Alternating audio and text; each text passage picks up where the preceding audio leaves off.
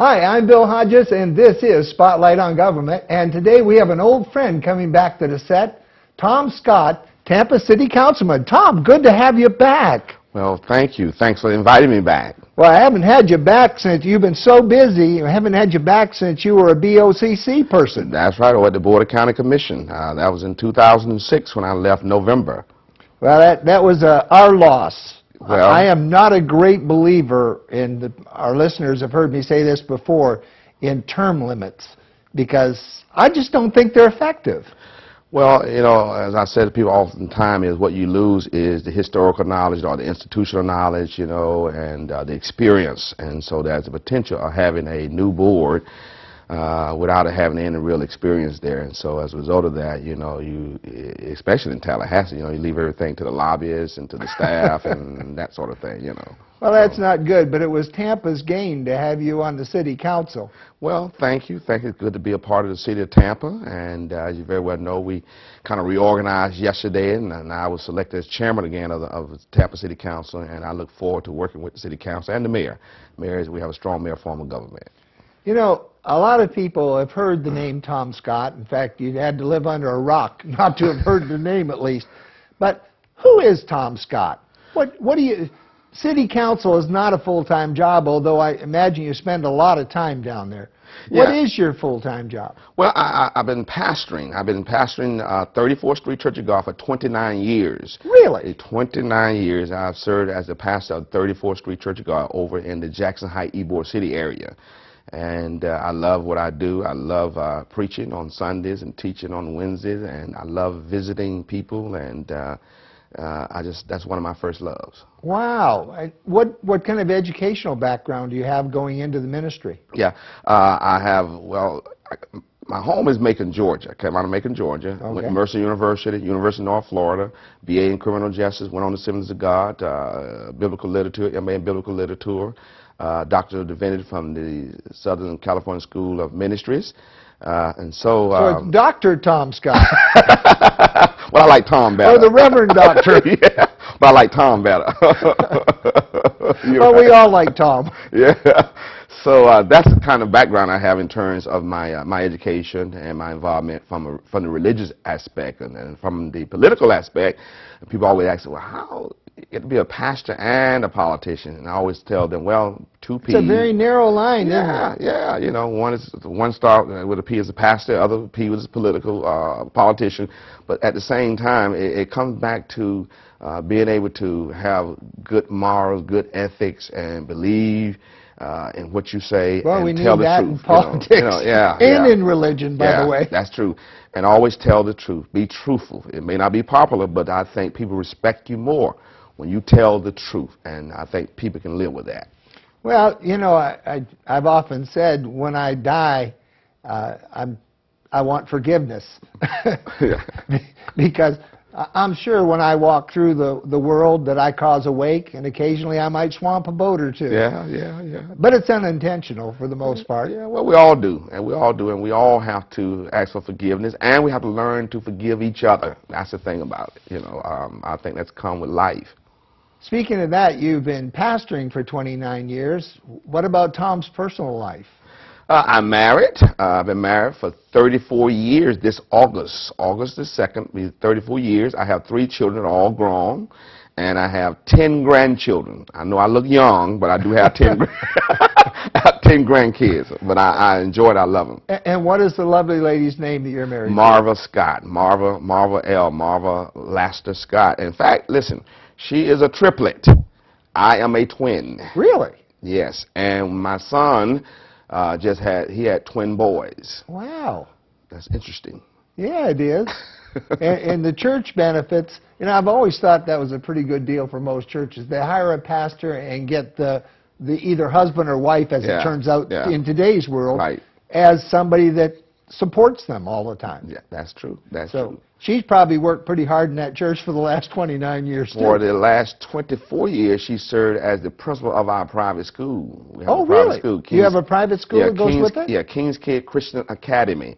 And so she served as the principal the last 24 years of that school. Wow. Yeah. So you really have a varied, wide experience Yes. With education, with ministry, and with law and background. There's a lot of neat things you bring to the job. Yeah.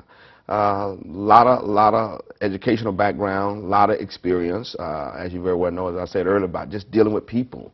Part of the political area is learning how to relate to people and communicate to people. And so by doing that on a professional basis as a pastor, as a clergyman, it's easy to use that experience also in the political arena. So it's been very helpful. Would seem to me that being a pastor too, you have pretty much your ear to the ground. You're talking with people on a daily basis about the things that affect them most. Yeah. You're talking with people on a daily basis. You're counseling with people that what's going on in their lives, or, what's happening with them. You talk with people out in the community from the political sense, what's going on with them, and how they see issues, and what are some of their challenges. So you're right, from a very broad perspective, you have the opportunity to meet people on one-to-one in group settings and talk to them from a religious perspective as well as a political perspective. And in a trusting perspective. As Yes. a pastor, Yes. they'll Yes. tell you things they might not tell other people straight. That is very true. That is very true, and I found that to be so in both areas. What do you think are the biggest issues that the city of Tampa faces over the next year? I know we've got 1-year plans, 5-year plans, 15-year plans, but what are the fires that we have going on right now? And this show will be shown over a whole month's time, so some of those fires may flare up, burn out, whatever. Yeah. If we get some real hard rains here shortly, the water thing will go away. Yeah, that is true.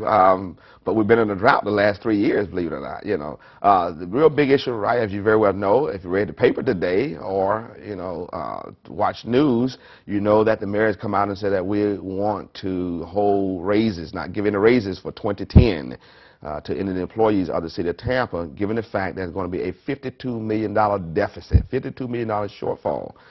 2 years ago we had a $16 million. Last year we had a $22 million, and this year we're facing a $30 million. And in 2010 we're facing a $52 million deficit. Wow! And can't keep spending at that rate. No, you cannot. You cannot. And unfortunately, the economy has had a major impact on all government. The state of Florida, $6 billion shortfall.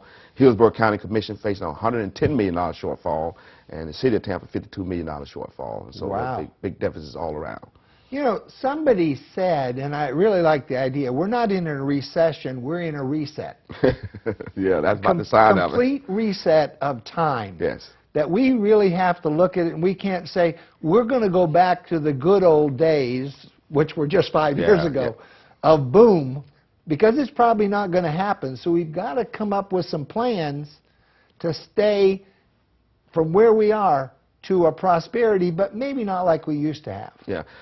Bill, we're going to have to look at our whole system. The state going to have to look at how the income tax, or not income tax, but the way we tax, or the property tax. They're going to look at the whole tax structure, revenue, because we rely heavily on ad valorem. Well, as you very well know, the property value is down, so that brings your income ad valorem down, and of course the tax that we charge for purchase items, well, that's down because tourism is down. So the legislature have to look at how we're going to address this whole tax issue, so also that it will help the local government as well. Yeah, it's really a killer with the tourism being down over this winter. Yeah. Because we can't even make that up till next year. That is very true. I had hoped when the gasoline dropped down into that $2 range that we would pick up more people coming down. Maybe we did, but not significantly enough. No, it's not enough, given the fact that the state is facing a $6 billion shortfall, and also, again, the county and the city, and we do get revenue from sales tax. So as a result of that, everything is down because of the economy, because the tourists is not coming in like we once had them a few years ago, as you very well know. Property tax is down. A few years ago it was up. And so as a result of that, we are facing enormous challenges, all levels of government. Of course, I'm kind of a moderate. I swing back and forth a lot of things. And I can see where asking employees to, look, hey, you're not going to get a raise next year, just understand that, is tough. But it also is tough for the 200 and some odd that you're going to have to lay off if those raises go through? Right. The question becomes, though, for many of our employees and for the unions, is it important for you not to get a raise so that all of your co-workers and your colleagues can have a job to be able to provide for their family? Am I willing enough? Am I the kind of person that's willing to give of myself, consider of my co-worker, and say, I'd much rather forego a raise in order that everybody can keep their job and take care of their family and provide for their family? That's the big question. I think a lot of the people at the bottom are looking up at the top and seeing these huge $1 million bonuses and $300,000 bonuses and this and saying, wait a minute, I'm being asked to cut my pay or to stay where I'm at, and these bonuses are coming through and these big spending is coming through. It's really hard for them, and I understand that. Yeah, but they have to look at, and that's true. I agree. I mean, I think the country is outraged by all these huge bonuses from AIG and all these companies, Wall Street, all the car, automobile dealers, and all of these, the banks. We are outraged by that. But keep in mind, that was private industry that gave all those big raises in many instances, you know. Until they got federal funds. Until they got federal funds, and all of a sudden, like AIG, if the federal funds hadn't went in there, AIG, like Lehman Brothers, would have failed, period. It would have been gone, and nobody would have got a paycheck. And that is true. To say that we're abrogating a contract, no, we propped the company up, bought an interest in it, and now we have a chance to look at it. So, I mean, I'm for the law, and I'm for honoring contracts and that, but that company would have failed. I agree. I think we all agree. When you look at what happened with this whole stimulus package, I mean, even banks were giving money instead of them, you know, lightening up on credit, giving out credit, lending credit. That didn't happen. They went in and bought more banks and that sort of thing, you know. So all the way around, we have to look at on the federal level, they have to look at all those issues, look at all those problems, and correct them. I would like to get some of our federal legislators on the program, and I'm going to. Great. It won't be long before we'll have them on there, because I have some serious questions. Yeah. I remember a time in Ohio where the bank commissioner said that if a bank fails, look for fraud because it's too profitable. Yeah. Yeah. And then all of a sudden, banks that can only go in a county, that's all they could do, now could buy any bank in the state. That's right. And then they could buy any bank anywhere, and they got so big. Right. And government has done that same thing. When we moved here in 2000, Christmas of '99. When we moved here, the city budget and the budget for the county was a certain number. Right. And then we had the explosive growth in taxes, and they just like big old hog. and I don't blame them either, because all of us got both feet in the trough. Yeah. Well, you know, during that time, during what we call the prosperity time, I was on the county commission for 10 years, and those 10 years. We rolled back the tax millage for 10 years. In fact, before I got on county commission, they had already rolled it back about 2 previous years. So the county commission have always rolled back their millage and given back a tax break. And as well, the county commission, in my opinion, probably one of the local government have done well, because also they had a good reserve set up. So like last year, they went into their reserve to kick in $80 million so they wouldn't have to lay off anybody. So from that standpoint, I think the county commission has done well on past years, yes. Well, you know, interesting enough, because you sat on both, let's talk about water. Okay. Because you were on the BOCC and now you're on the Tampa City Council. Right. And we're all stressed on water. What do you see that we might have done different to keep us from falling into this position? And what do you see are the things that, from both the City Council and from the BOCC, because you have that vast experience on both, what can we do? What would have stopped us from it? Where are we going with it? Well, I think one of the important issues for us to understand is that right now, when I came on county commission, you had the water wars going on. I don't know if you were here during those times, but in 1998, you had the water wars going. We was going back and forth to court between Pinellas, Pasco, Hillsborough. In 1998, we signed an interlocal agreement where we all came together and brought in Tampa Bay Water to become the official agent. Okay. So Tampa Bay Water now is the official representative for the region. Okay. However, the Tampa Bay Water this past week issued an order that we are now going to tighten up on the water restriction. The city of Tampa, because they have their own supply of water through the Hillsborough River, also tightened up a little bit. I would say their regulation was stronger or stricter, because Tampa Bay Water will allow you to use your sprinkler system 1 day a week. The city says, no, you can only water 1 day a week, but it must be by hand. You can't use your irrigation system. And so there's a difference between the two different governments. But I will tell you this. We've been in a drought the last 3 years, and therefore it's important for all of us to learn to conserve. I mean, as Charlie Miranda often said, instead of taking a 30-minute shower, maybe take a 15-minute shower or a 10-minute shower, you know. I'd come out like a prune after 30 minutes. yeah, but some people take long showers. Or as Councilwoman Sarcena said on yesterday, she went to a conservation workshop. They're talking about when it rains, take barrel and put it up under your gutters and take that water and save it and use that water for irrigation. So there are a number of things that we're going to have to do when we look at conserving water, because if we move to the point where we are now with the city of Tampa, where the Hillsborough River now, or the reservoir is down at about, I think it's 18 feet. As we get down to 15, that means that we're in serious trouble. We will not be able to pump water to certain parts of the city. It means also we may not be able to meet needs of the hospital and other areas that extend critical care. So we're in a situation that's very critical now. And so it behooves us, all of the citizens, to look at ways how to conserve water. The thing I get when I talk to people about this particular subject is, if we can't provide the water for the people who are here, why are we still approving building projects? And I don't have an answer for that.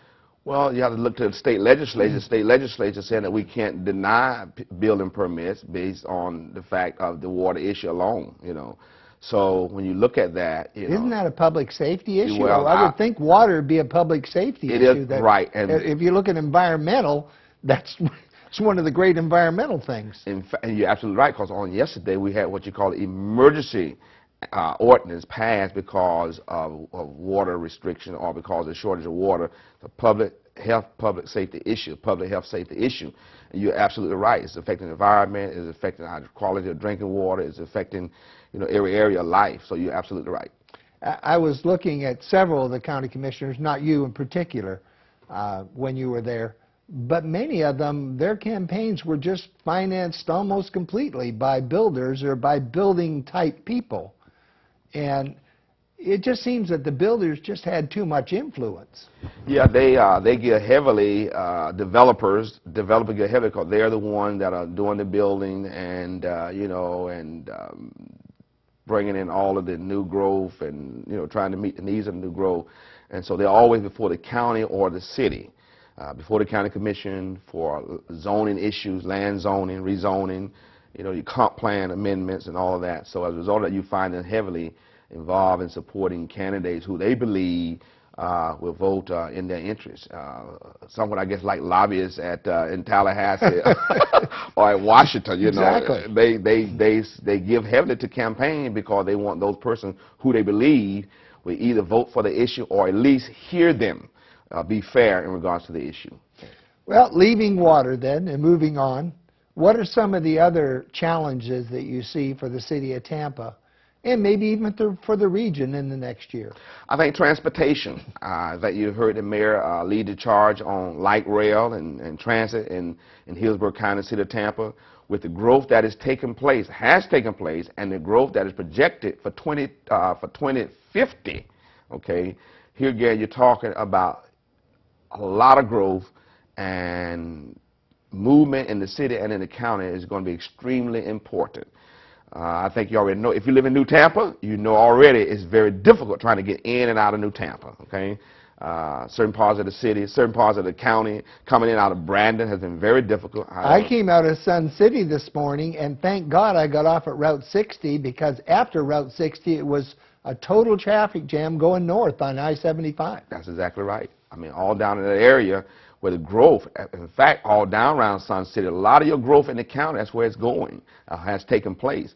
And so as a result of that, you know, you got to look at how we're going to address the issue of transportation, how we're going to address the issue of transit, how are we going to address the issue of light rail. And so I think in 2010, I understand the County Commission voted this week to do a referendum, put a referendum on the ballot, raising that question to tax ourselves by up to 1 cent for transportation. So that's Commissioner Sharp is very buoyant on that. He really is working hard on that particular one, I know.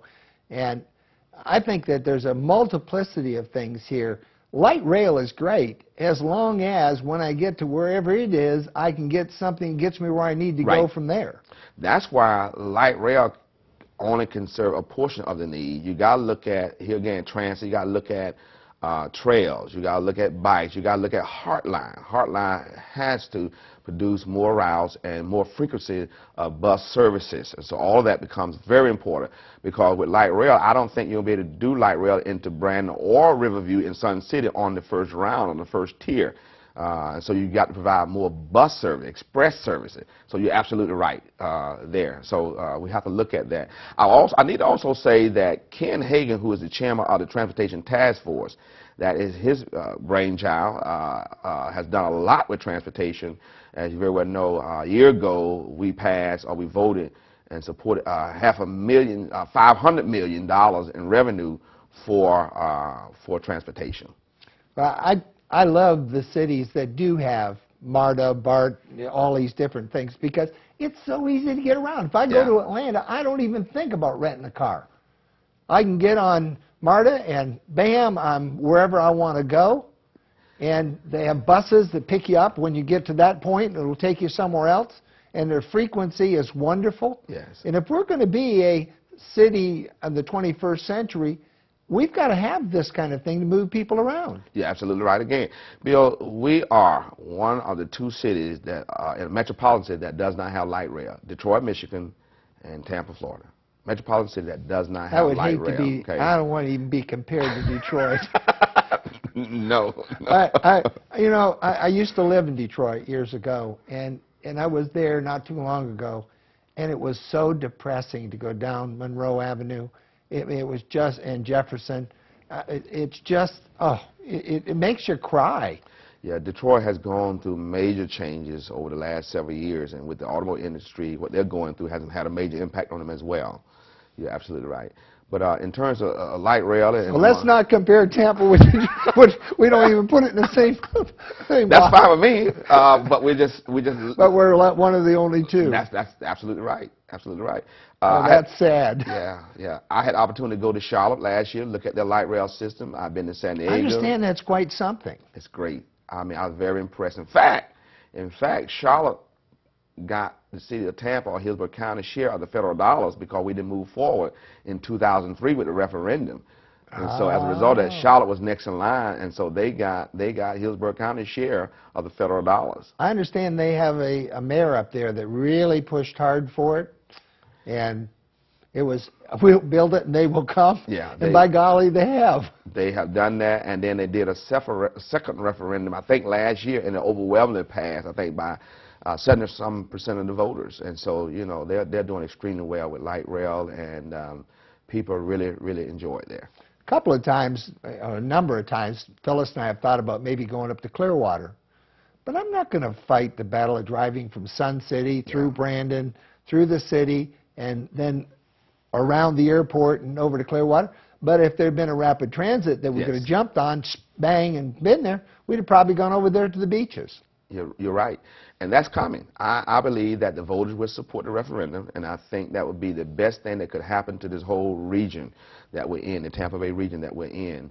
As you just pointed out, jump on a rapid transit system, and there you are, you're over there without getting stuck in traffic. Well, you know, at a 1 cent increase in the tax, if you know, I don't want to see all this money dribble through fingers. I agree. I want to see it actually go into what? That's important. You know, Tom, what I'd like you to do now is just to address the people of the city of Tampa and Hillsborough County, and just take a minute or so to tell them what your vision is for the next year, 2 years while you're in office. Well, thank you. Bill, I will say to the city of Tampa and to the residents of Hillsborough County, first of all, I think we have some challenges over the next 2 years. But even though we have challenges, there are many opportunities that we have. such as, again, the whole issue of light rail. I think that's very important when we talk about growth, we talk about tourism. People are going to the city now where they can get around without having to rent cars. And so I think it's very important if we're going to continue to be a viable city, continue to attract tourists to our community. I think transportation, mass transit, light rail becomes a huge component of that. And so I want us to be mindful of that. Second, I think it's important for us to look at a city that is growing, that is expanding, and that, as some people said, the next great city. Well, I've been hearing that for the last 29 years. When are we going to be the great city? Okay? And so therefore, the city on the hill. Yeah, I think that with what is happening now, with what the mayor has done with the History Center, the museum, and all that, we are on our way. We just got to continue that. We got to continue to provide jobs, bring in economic development for people who are now losing their job. We got to find a way how to create jobs. Here again, high-tech jobs, you know, and things of that nature. When we look at our city and we look at Hillsborough County, we have some large and huge challenges. But I'm a firm believer that when the people of this community, the people of Hillsborough County come together, put their minds together, we can accomplish anything. I believe that about America. I believe that about the people of this great United States. I believe that about the people of this community. We are people who are strong and resilient. Tom, I believe that too. This is not a recession, it's a reset. And I'm so excited that you've been on the program. You will come back, right? I will come back whenever you invite me to come back. Well, I'll be talking to Belinda and get you back on the program. By the way, I want to tell you, that Belinda in your office, Belinda Allen, is one of the most conscientious, follow-up kind of people that I've ever dealt with, and I really appreciate her. Well, thank you. Tom, thank you for being here. Ladies and gentlemen, this is Spotlight on Government. I'm Bill Hodges. You're unique, you're special, and you're great. Tell yourself so often because you are, you know, and we'll see you on the next Spotlight on Government. And again, Tom, thanks for being with us. Thank you. You've been a great guest. We'll see you again very soon.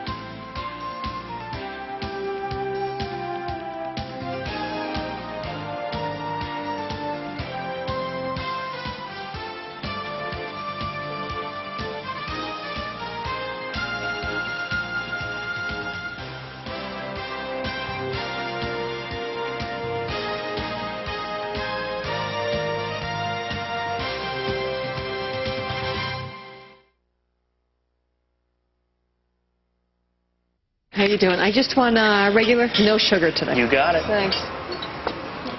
Hello. Hi. Did you eat that whole thing today? Yeah. Yes. Hi, How you doing? She's getting big, huh? Big. Yeah, she is big. Hey, haircut. Yeah. Looks cute. Come on, let's go. Nice to see you. Thanks a lot. If only child abuse were this easy to recognize. If you even suspect abuse, call 1-800-4-A-CHILD. All calls are anonymous and confidential. Trust your instincts.